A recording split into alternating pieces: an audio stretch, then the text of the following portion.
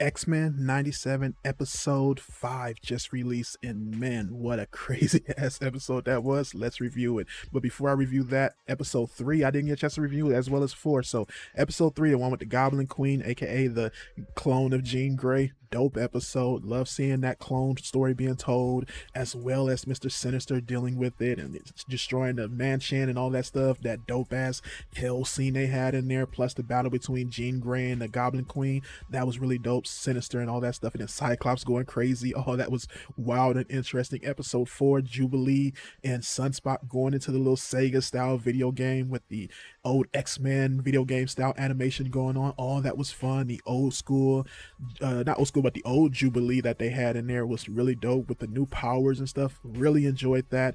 And then, as well as on episode 4, you had the Storm and Forge stuff with her trying to get her powers back. Really, really dope. Heartfelt story told there, especially with Forge talking about how he created the little collars.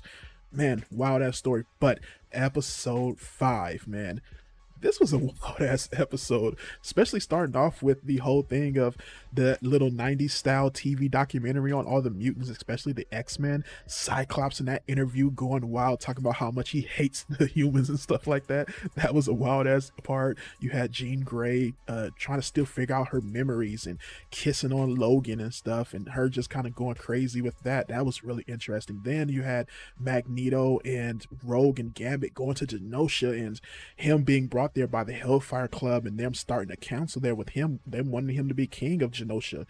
Really, really interesting story being told there, and it led up to some stuff where you got Nightcrawler coming back and meeting up and showing Gambit and Rogue around Genosha. That was really dope to see him back. The little kids that was around, especially the Morlocks and stuff, really dope designs on some of them. Just a real fun to see some characters that you ain't seen in X-Men TV shows as well.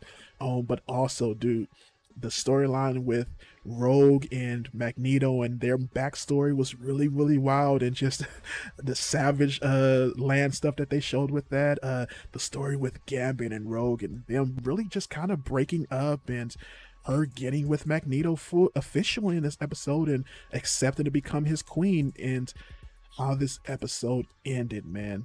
Just wild, dude. Sentinel's attack. You had Cable coming back from time trying to warn him, but it's too late. That big old Sentinel bug looking thing just blowing up Genosha and just destroying it all around. You had Nightcrawler trying to save everybody and stuff, man. Gambit with a badass animation scene in here, and Rogue going crazy. Magneto trying to save everybody. And then, man, ending with his death while he's trying to save the Morlocks. Gambit's death as he destroys the Sentinel, or supposed death. I don't know sure if he's fully dead yet, but and then Rogue crying at the end. You had Watcher kind of silhouetted in the sky before everything happens. Man, just a wild, wild episode, and great story being told. Some really, really fun animation here. Just a insanely fun episode, but just sad as well, and just entertaining altogether.